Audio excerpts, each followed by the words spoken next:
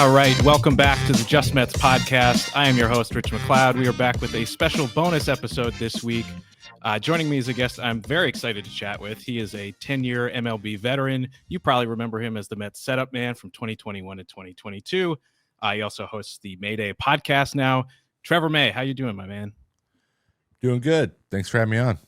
Absolutely. So, the Mets are having a very interesting season. Thought, why not have a former Met on to talk about it? And before we kind of get into the specifics of what's been going on with this team, just kind of want to know, what your thoughts have been just as kind of like an outside perspective viewer this season. They had the best record in baseball till about mid-June. And then since then, bottom 10 record in baseball.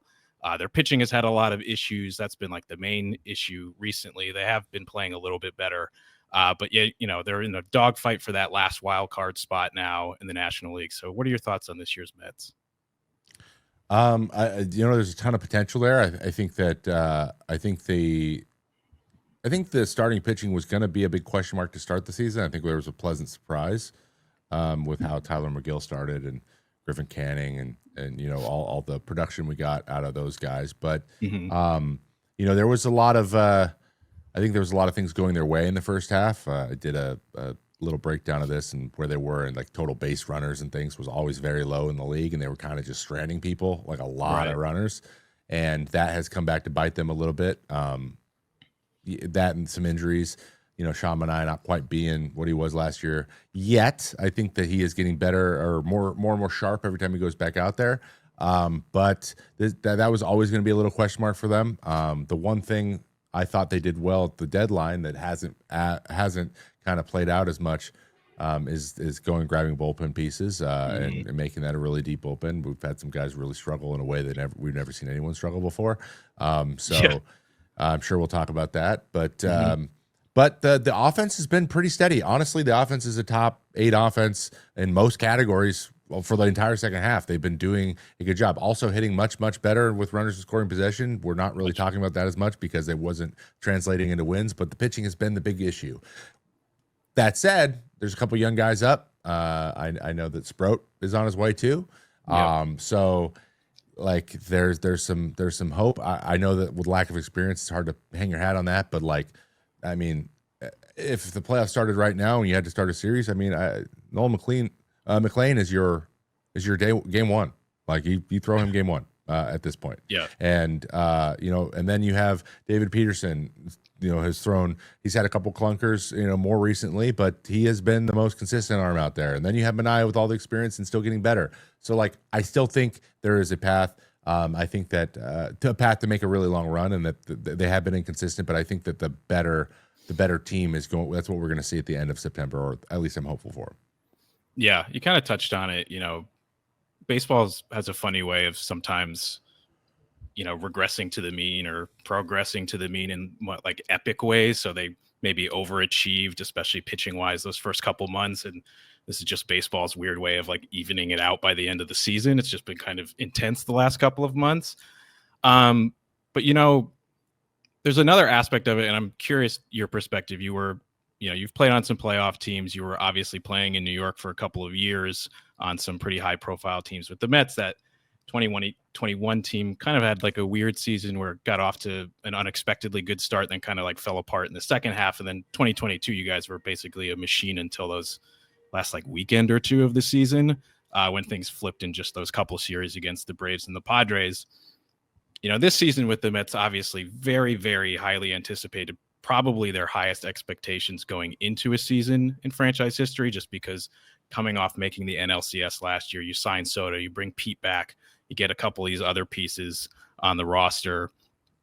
As a former player and a player who's been here with some of these guys, how much do you think that pressure of expectations actually impacts this team? Is that more of something that fans and the media focus on way more than the players, or does it actually have an impact?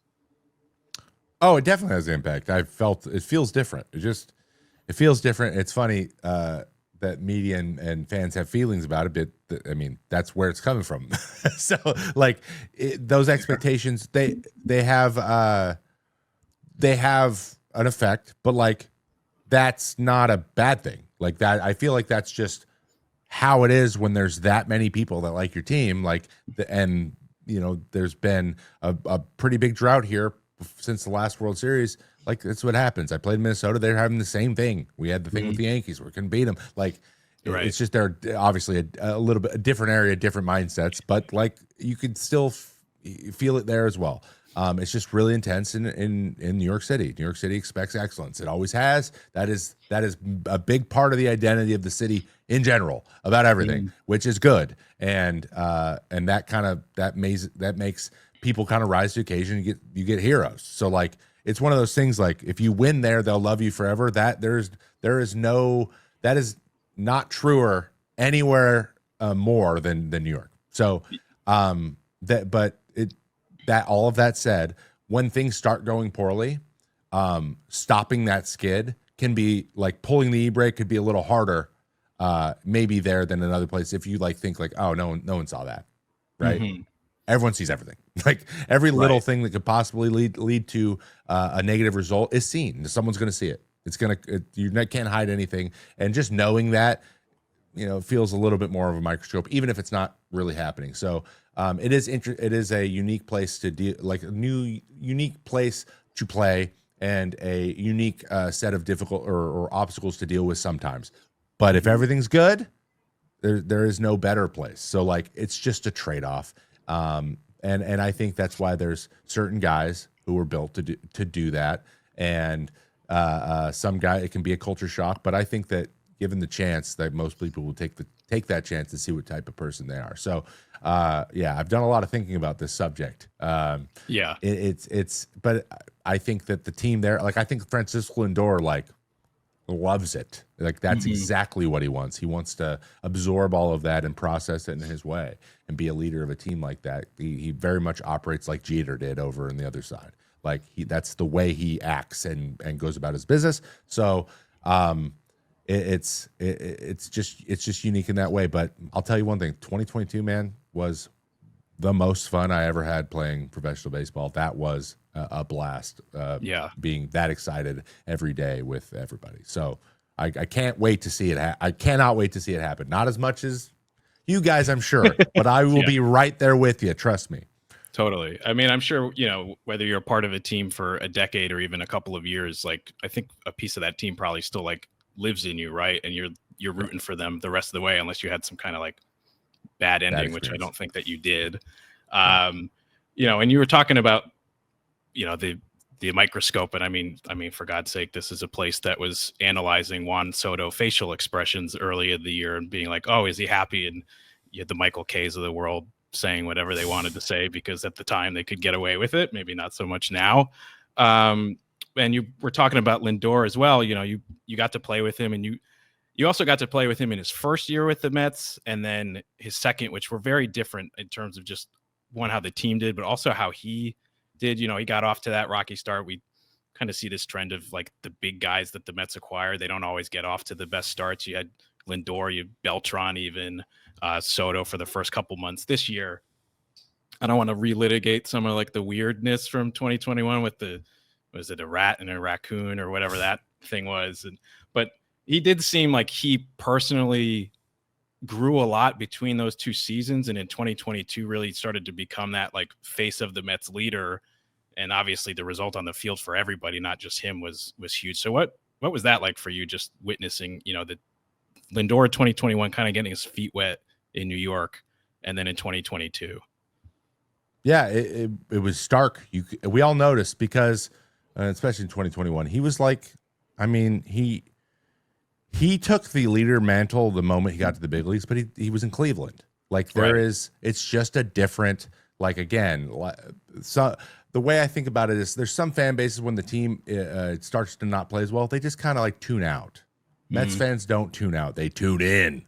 Like there's more people watching when things aren't going well, because so like that's I think that's kind of what Mets fans will never go to, like, I'm indifferent about my team. That's just not an option. And that's an option in other places. Like there's other things that like they have another team or something, right? There's something else, other sport. So that he realized that. I think that's the thing he realized. He's like, oh, like being on all the time, like I have to protect like I also have to protect myself a little bit too. Just be like, hey, like just stay calm when everyone else is upset, because if you try to ride that wave, it's gonna affect you, just energy wise, because it's hard enough to play this game every day. And I think he was asked to do a whole lot of like talking in front of the media. I Louis Rojas is one of my favorite human beings on the planet, but that his personality is not one to kind of run interference. That's like not his. That's not the way that he is. Buck Showalter, very different. Love to misdirect and knock comments aside and stuff like that. But he'd been a New York manager before, so it's just so Francisco felt like, oh, I can help with that, and that turned out to not be the best way to go about things. And I saw him kind of make the decision like, maybe not. And things changed. And then he got to focus on just the clubhouse. And when that happened, then it really dialed in. So I think he just like me, I kind of got like, whoa. Like how do, I'm an emotional guy. I operate on a very high frequency sometimes. And that if I try to match people all the time, like it doesn't work for me. And I had to learn too, and I didn't handle it near as well as he did. I also wasn't the leader of the team, and I wasn't being paid that much, but as much as him. But that is definitely what I saw. And then adding Max Scherzer, like I think that helped as well. Like having him handle the pitchers, and Francisco had we had two really good leaders, and that was really important for winning the way we did that year. So, but now Francisco, like now it's butter. Like he's been playing with a broken foot all year. I think we forget that fracturing your foot and just taping the crap out of it every day isn't fun. Like it's not like you're out there springing around, and he's still playing Gold Glove defense. I know the bat's not quite what it was, but he's still getting his big hits and doing his work, and he's heating up when it matters. And Soto has quietly had almost one of his best offensive production seasons, which is hilarious for me to think about because of what the narrative was in the first couple months. Yeah, we went through all that just for him to be like probably the runner-up for MVP in the National League if he keeps this up at this point. Is he still leading the second half, the whole league, and stolen bases? Yeah, Juan Soto. It's like till like June or May. I think he's well ahead. It's insane. I mean, he's gonna have a 40-30 year probably, which who in their right mind ever saw that coming? Especially after how he started the year. It's been pretty crazy, and a lot of people, there's narratives, there's personal narratives, things that people want to be right. They're like, oh, this guy's not trying. This guy that happens. Not a leader, which is it always happens.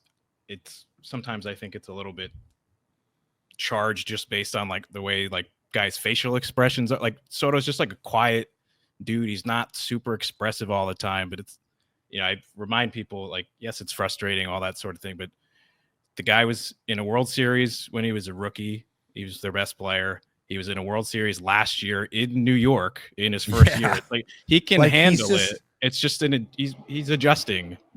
The funny thing is, like that was I know how it looked, but in reality, he was just like, talk to me in a couple months. Just like he's like, I know I'm being flippant, but like I'm just not going to get upset like you guys are going to get upset because I know it's going to be fine. This is going to be fine. And trust me, it's going to be fine. It's always fine. And it was fine. And it's fine. Not only is it fine, it's good. Like the offense is very good. It's a very good offense. Very good. Yeah. A down Soto year, which I don't even think you could say that anymore, but just for the sake of it, is better than like 98% of MLB players' like best seasons ever. Exactly. That's how good this dude. And he's 26 years old. Like he's not even technically in his prime yet, which is insane to say. One last thing on the pressure, because you kind of mentioned the spiral of it. And I think sometimes from like the fan perspective, when things go wrong, especially with the pitching, which I think we're going to get into in a second, it almost feels like it's like contagious. Like it's that snowballing effect.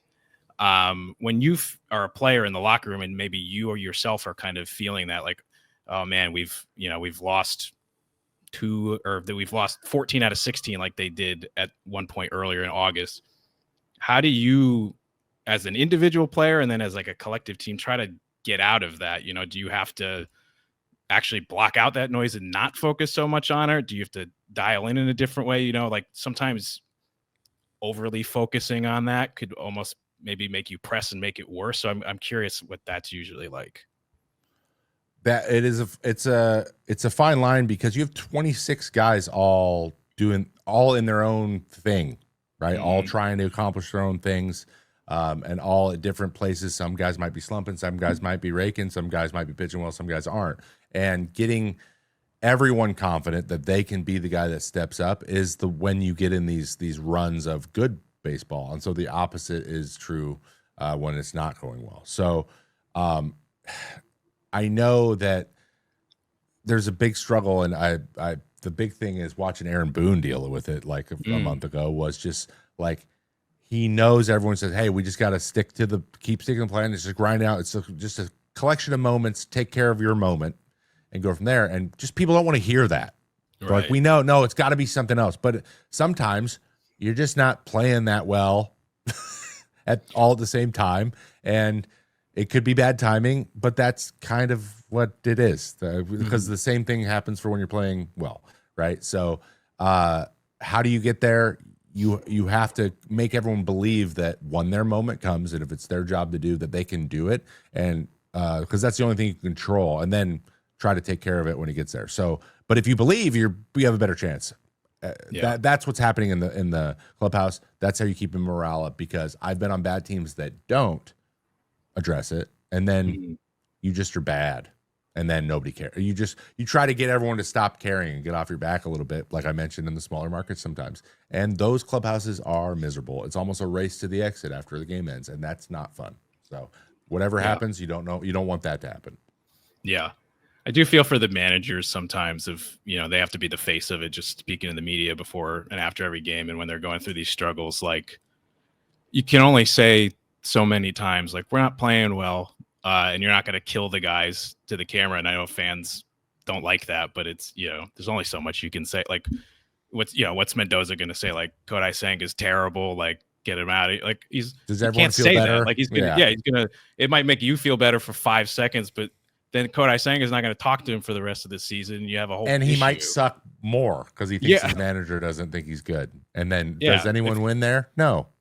Yeah, if you're, my main job is marketing. If my boss told me like I was doing a shitty job, I don't think I'd do better. I think I'd probably be worried and focused on that I'm not doing a good job, and now this person's opinion of me that I respect is not a good one. So that's really not doing anybody any favors. But speaking of the pitching, we talked about it a little bit up top, but the Mets are in this weird situation right now where half of the rotation right now is rookies with no experience. You've got McClain, he's made 4 starts, he's been awesome. Tong's just made the 1, and then Sprout's coming up this weekend.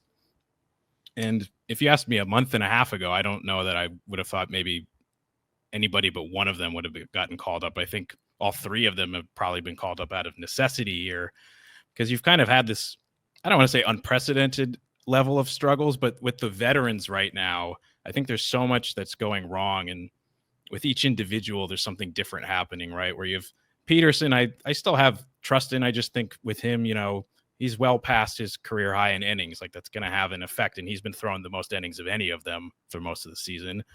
Holmes, he's a converted reliever. He's in his 30s. He's way, way past any amount of innings he's ever pitched. And then you've got Manaea and Senga, who are coming off the injuries and just not adjusting very well.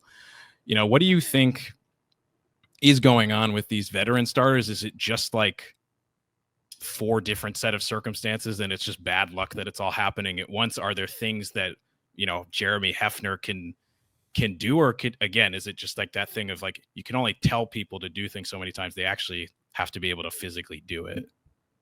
It's that last part. I mean, there's some things, we're getting to the point of the year, they call it the dog days of summer for a reason. Like, the older you get, the less fresh you feel every day. It's just, that's it. Like, you're just like nursing things. You're just trying to maintain yourself. You're just trying to get some more energy places. You're just trying to get an extra day here and there. Like, when your body, if your brain's out there like, hey, let's do this thing, and your body's like, maybe a little, we can do half of that. Like, the confidence doesn't go up. So that's kind of what we're dealing with right now. I don't think anyone feels truly dialed in except for the young guys. I just spoke about this on my show yesterday, talking in depth about like how important it is to have the McLeans and have the Tongs come up for your team at this point in the season and have success, because they just been playing 6 games, getting a day off all season. And I'll say it. I know AAA does not matter and AA does not matter. And you feel that way. You're like, this game doesn't matter. There's some guys that know they're not going to play that day and they don't know what the score is when the game's over. And because it's exhausting to constantly be dialed in. But in the big leagues, you are under a microscope, especially in New York. And so every game does feel like really, really, really important, because they are. But like in terms of you have to play well all the time, and that can be just daunting at times. So getting young guys with some excitement, they're there. They don't need energy because they're young, and also they're in the big leagues for the first time, and then they have success right away. Sometimes the veteran guys need to just kind of like, all right, hop behind them, ride in their wake for a week or two to get a blow. And hopefully David Peterson looks at Nolan McLean and says, thank you, bud. You're taking because I needed to be the guy go out and throw 6. You throwing well is giving me a little bit of breathing room here to maybe get going again, right? So that is important. And you also can get energy from these guys and feed off them. So they have young guys giving them energy, and throwing well. And that is, I mean, I know it's pitcher, but like it was Vientos last year, right? He was the young guy. Like he didn't need to get energized. He was having a blast and everyone followed him. Iglesias, like guys were just feeding off his energy. So it's like, that is what you need at this point of the year. And in the pitching staff, thank God the young guys are pitchers, because the pitching staff is the ones that need to feed off this energy. So I'm looking forward maybe in 10 days, 14 days, that some guys will have gotten some solid starts under their belts, some good rest, or gotten to a situation where they struggled recently and then they get out of it. And there's a switch that flips, because they've done it before. All these guys have had success. That's what I'm looking for. If you get a couple of those, a couple of guys get a little bit back on track for the playoffs, you'll be in good shape. Do you think that, that energy can be kind of, contagious when they come into the room? Is it just like it's been the same guys for a while? Maybe everybody's kind of emotionally going through the motions. Is it just like a presence of like a new person who's young and a different energy can kind of just like change the chemistry of the entire room?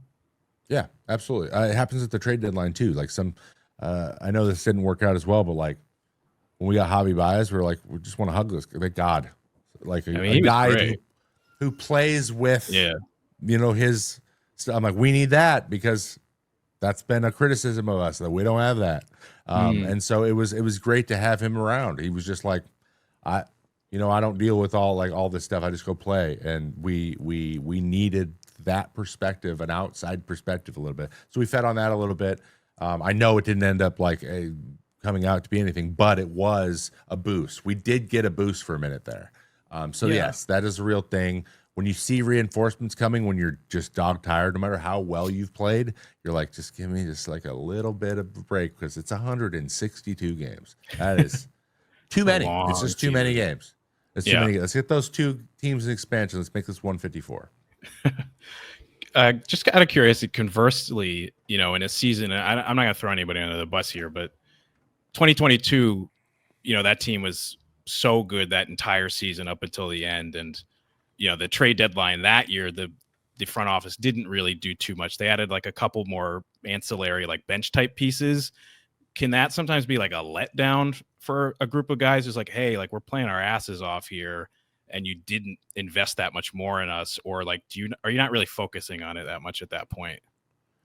We're not really focusing on it too much. And it really comes down to, like, I'll be honest, in clubhouses, like we know what guys would be that make a ton of sense. If there's a guy that's like a no-brainer and they don't get the job done, like I'm in Seattle. So all the fans here were like, if we don't get Suarez back, right, we are actively blowing it. And not only did they get him, they got Naylor. I'm like, that's the 2 best. Like, no 2 guys at a deadline have fit better onto a team than those 2. Like, that was exactly what they needed. 2 guys at the corners that can hit and have some pop. And that's been their biggest gap. So that's an example of that being perfect. But had they not gotten They love Suarez here, so like he was the one they were focused. They didn't really even think about Naylor, frankly. That was a surprise. Right. So if they didn't get Suarez though, like they somehow didn't get the deal done, they would have crucified Dipoto. Like it would run him out of town. I mean, it wouldn't have worked, but they would have tried. So it's that type of stuff that the players might be like, "Come on, man." Yeah. Or I mean, same thing, same team. When they traded Seawald away, that kind of stuff. Mm-hmm. Can rub you the wrong way. I remember Cal Raleigh saying something publicly and then having to backtrack, which also just drives me crazy. But yeah, those are the types of things. But when you like go get, I mean, we got Danny V and we got Naquin and like we love those guys and Ruff, like great teammates, great people, like, and we knew it was like platoon situation. It was like a DH situation, and they knew the deal. So like we all kind of knew like that's what you guys do, and that's kind of what we need to help. We're a pretty deep team. Like we know. And so we didn't have any issue. And honestly, you add Danny Vogelback to any clubhouse, it is a better clubhouse. Yeah. He did seem like a fun guy, even though he's a great guy. Yeah. So Mets fans ire, but it is what it is. Speaking of trade deadline guys, it's kind of like the last thing I want to touch on before we wrap up. Ryan Helsley is one of the most unique. He's in one of the most unique situations I think I've seen. We've seen guys who come to change teams or come to New York and struggle. We've seen guys struggle with pitch tipping before. I don't know that I've seen it quite this dramatic, though, of basically the second he got here. And, he wasn't having his best season in St. Louis, but like an ERA of 3, his FIP was like 3.5. Like he was still more than solid.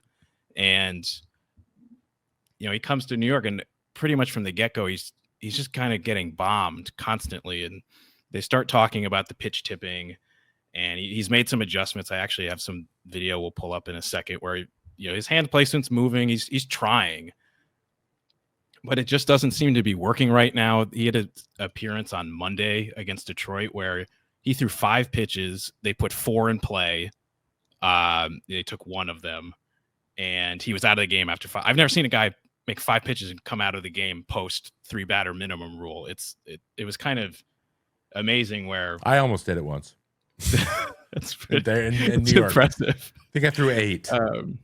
Yeah. And well, you win, or Helsley wins, I guess. And if he's the winner in that situation, but it's in that situation. And they had already talked about the pitch tipping. You're like, man, these guys must know what's coming every single time. And, they're not even really swinging and missing right now. Before we kind of pull up some of the videos, what do you just think? You've talked about pitch tipping before on your channel. What do you think is going on here? Well, it's interesting you would ask me that question right now because right before I came on here, I'm finishing up a video about how Ryan Helsley's tipping. So he definitely is, right? And I think it was picked up in Milwaukee, and I think Milwaukee had it.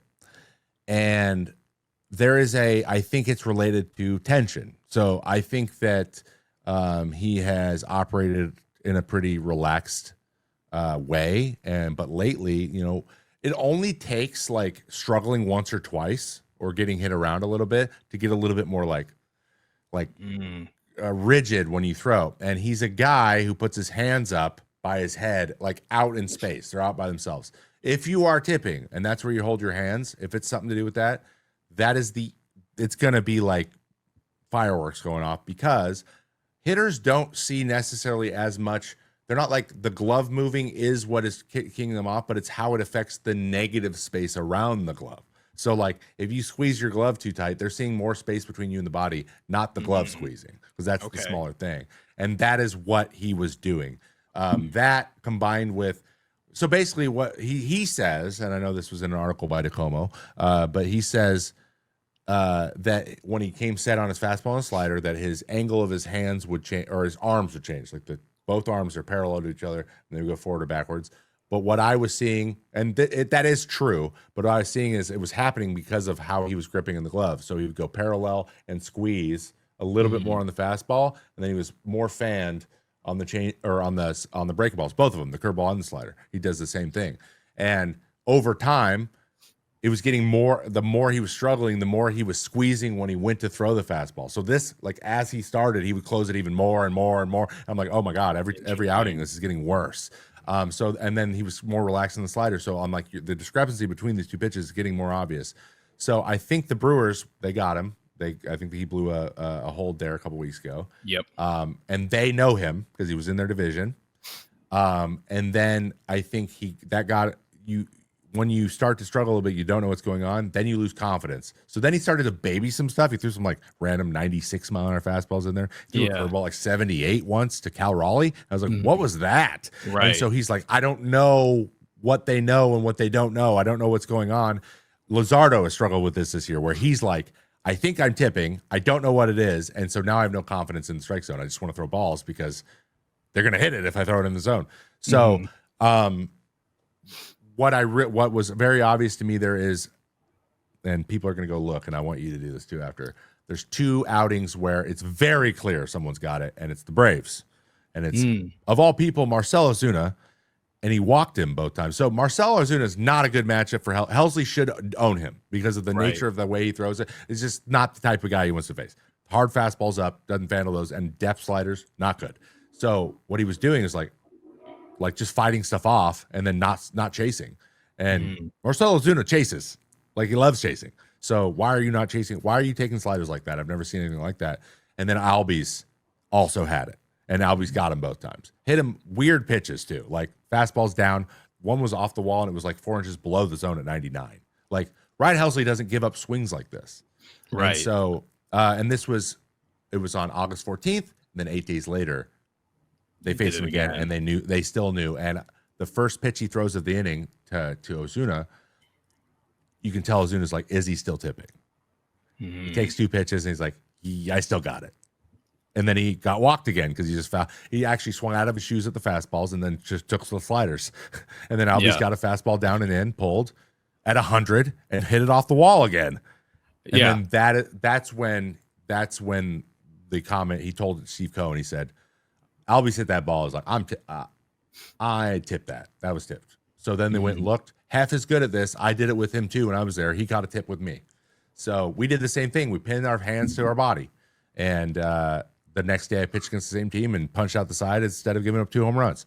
So hopefully it helps, but it does look, I watched the outing where he struggled against the Tigers. He looked uncomfortable. Like, it looked like he's used to his hands being out here. He's like trying to break his hands and they were close to him. So his arm was like shorter. So he's like, now I can't throw a strike. So that must be harder, right? If you've made your whole career, you're pitching with your hands up here, suddenly you're putting them in your chest and you've never done that before. Really different. Yeah. That's like, I mean, these guys are creatures of habit. So like, I can imagine having issues with just like placing the ball or feeling confident, in this last outing against the Tigers on Wednesday. A lot of his sliders I just felt were like uncompetitive, like out of the zone. And I think maybe that had a lot to do with it. Is like, he's throwing in a way he's never thrown before. There was a fastball. Kind of an impact. There's a fastball he threw like 97. And I was like, yeah. And I think after he gave up the home run, which we're seeing on the screen now is the home run off the fastball, he did throw like a random curveball in, and the broadcast themselves were very surprised about it. But it's interesting. If you go back to August 1st, this is his first appearance with the Mets. You can see this is his normal motion. And here, I know this is not like the greatest angle, especially because the hitters are seeing it the absolute opposite way. But we have his fastball on the left, the slider on the right. Just from this hand placement, like, are you seeing anything majorly not really different here?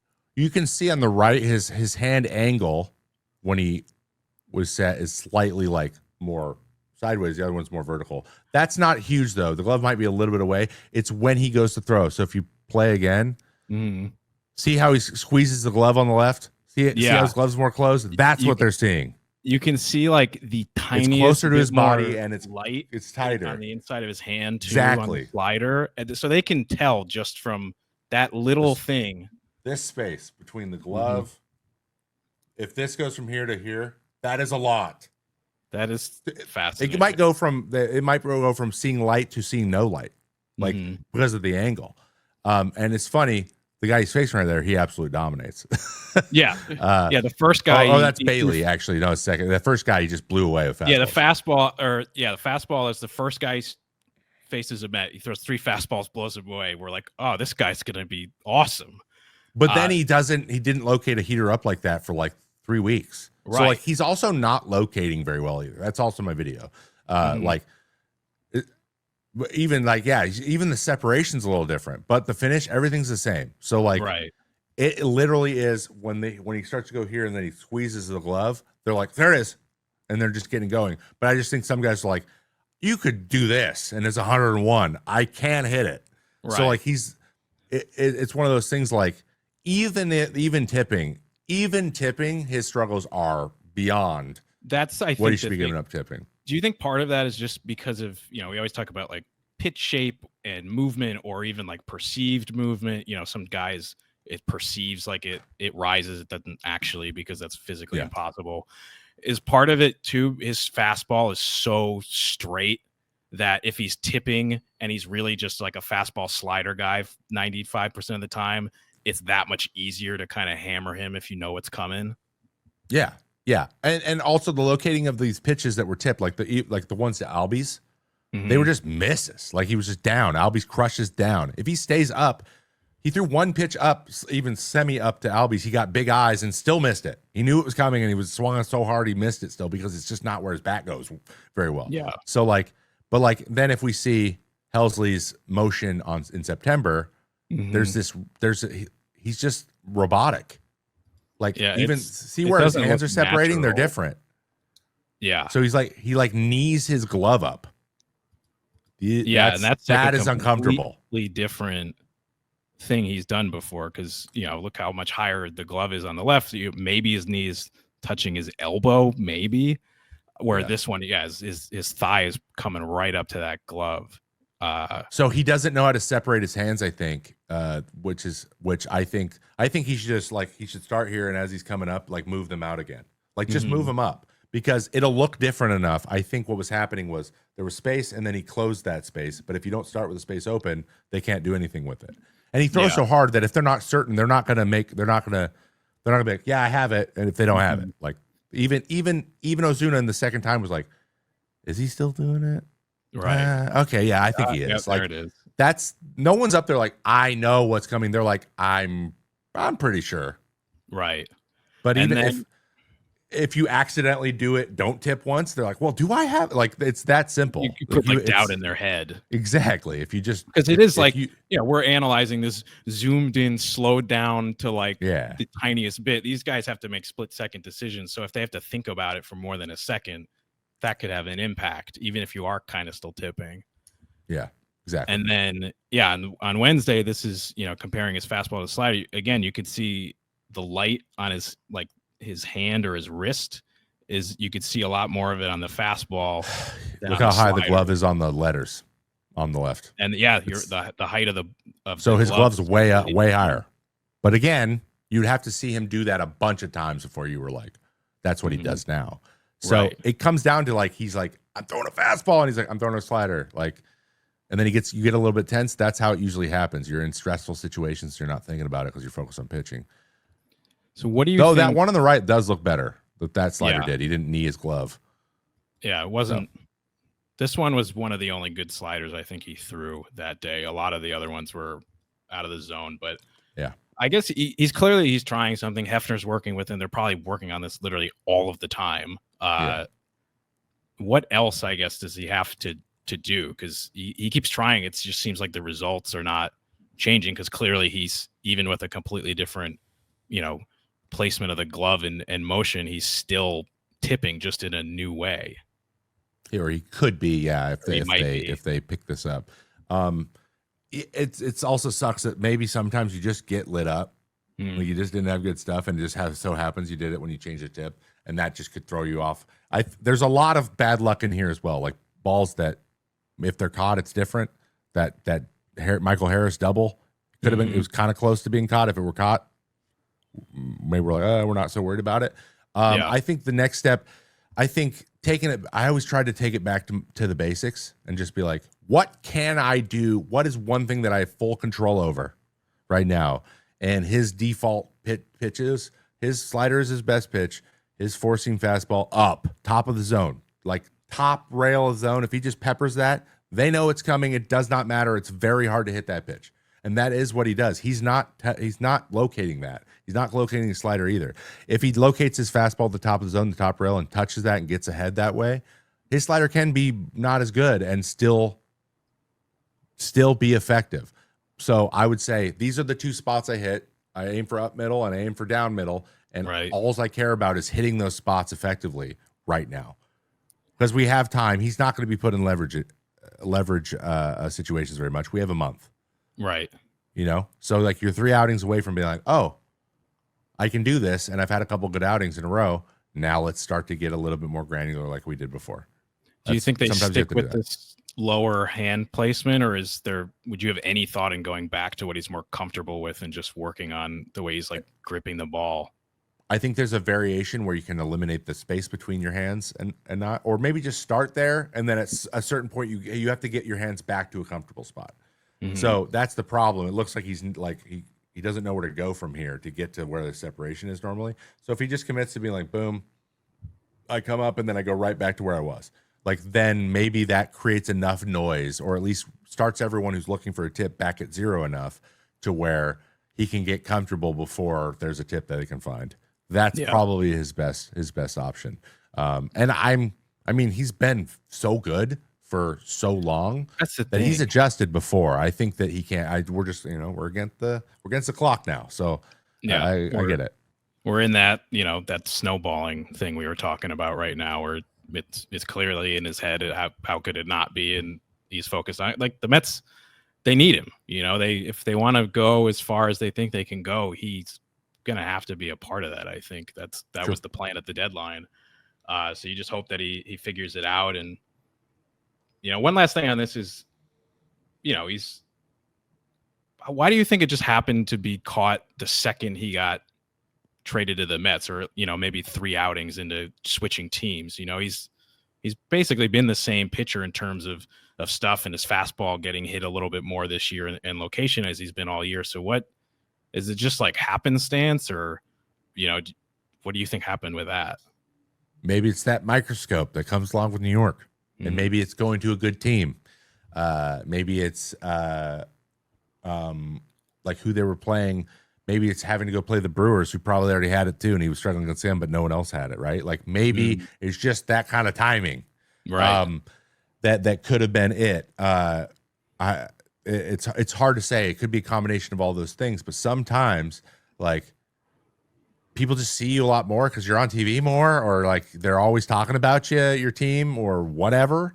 And guys are just thinking about you more, and they look at it like, you're losing you're playing the Cards and you're losing to the Cardinals. You're like, well, here comes Helsley, we lose. But now it's like, he's coming in the 8th inning. It's not so. It's just a different dynamic, and maybe there's something else you can see there. So it sometimes is that simple. You can get into this like monotony of like, you see bad teams with closers who convert every time, right?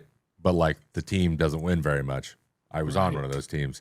I did it my last year because the teams are like, what? They're not out there like, we have to beat this team. They're like, that happens. That's a real thing. Level of energy and competition. Different level of energy in the games you're pitching in, and it could be really little. It could be 2% less, but that could be the difference between having a 3 and giving up those 2 or 3 homers that you avoided before. Yeah, it's a game of, people say football is a game of inches. Baseball is like a game of millimeters sometimes, or mental hurdles, especially when you're a reliever. Yep. Yeah, it's a tough job, man. You would know. Before we jump on out of here, just final. What's your prediction for the Mets? How do you think their season ends here, and how far do you think they can go? I think it's entirely within the realm of possibility. I think they have a team that, because it does come down to who's hottest, right? Who's dialed in. Yeah. If the Mets are dialed in, there's not a team that can fend them off. I would say. Like last year, like the Dodgers seemed very inevitable. They really did. As soon as they took the Mets on too, and you saw that it was a little bit of a you're like, the Mets are playing really well, but the Dodgers are just like, I don't know what different levels here. It was just different levels at that point. They had everyone in there, everyone healthy, and like they're a super team. So I don't see that about the Dodgers this year. And I think the Mets have all the potential in the world to be just as good or better than they were last year. You just have to have people that are stepped up, dialed in at the right time. And the young guys, I'm not saying they need to be, but if they do, and they like, it seems to be, they're just built for this. That's all you really need. If you have a McLean, I keep saying McLean, and I won't even die hard. Yeah, McLean, and then like Mania just kind of turns it on a little bit and gets a little bit more dialed in. And David Peterson throws well. You got your 3 starters. Suddenly you're like, oh wow, we're playing great because the offense is there. So I think they can go. I think they can make a run at the whole thing. But it's just going to be all about getting just a few more pitchers dialed in, feeling very confident going into the playoffs. But do I think that is there going to be a big shift in the seeding and stuff? Most likely not. They're probably going to have to take on, who would it be at this point? Right now, I think it would be the Phillies if the Mets finishes the 6 and the Phillies finish the 3. 100%. They could beat the Phillies. Is that a thing too? Before we get out of here, the mental hurdle of one team beating the crap out of another, because some seasons we see that, and then the playoffs happen and it completely flips. And then other times, like with the Twins and the Yankees, or right now with the Mets and the Phillies, it does seem like it matters. Yeah, it's just the playoffs are just, it's a coin flip, man. It's a day to day. It's crazy. It's crazy. It's like who has the most energy, really, is what it comes down to, and that's how those things can flip big time. But like, I'm just on paper. With no Zach Wheeler. Like, Zach Wheeler's a different, like, he's the game 1 guy. They don't have him now. I mean, I know Christopher Sanchez is likely, but he's a 2-pitch guy, and it's the playoffs. Things change in the playoffs. Guys they try to take away your pitch. Now. Everyone steps up a little bit, and if you don't have 5 good pitches, it's tough to be a good starting pitcher in the playoffs. So I think that's entirely within the realm possibility. Yes, that is absolutely a thing. We see that a lot too in the NL East. Like, the Braves and the Mets on the other side. The Braves and the Mets, or the Braves and the Phillies, like the team that was lower seeded the whole time. The Marlins, for some reason, just gets run over in the playoffs. But like, it's hilarious that there's so many division leaders and then the number 2 team lining up, because the Mariners are lining up to play the Astros, and the Yankees are lined up to play the Red Sox, and the I want these teams to play each other, but just maybe not in the wild card round. It'd be cool to see them all in the DS. Yeah, well, it used to be that way when it was just the one wild card team. You actually weren't like allowed to face it, but I guess with the seeding now, it'd be kind of hard to do it because some teams get buys, some teams don't. So, yeah, it'd be interesting to see how they could maneuver that. Wild card viewership has been pretty insane for the 2 years they've done this. Yeah, they're not taking anything away at this point. Yeah. They're only going to add. But Trevor, before we get on out of here, where can the people find you?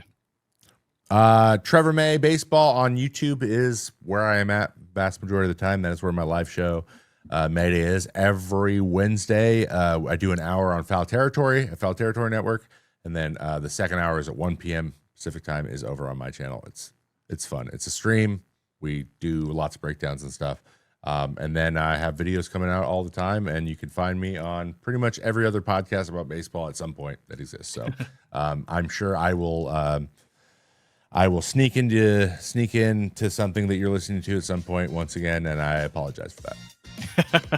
Trevor, great stuff. Thank you so much for joining. Everybody else will be back on Monday. Let's go Mets, and have a good week.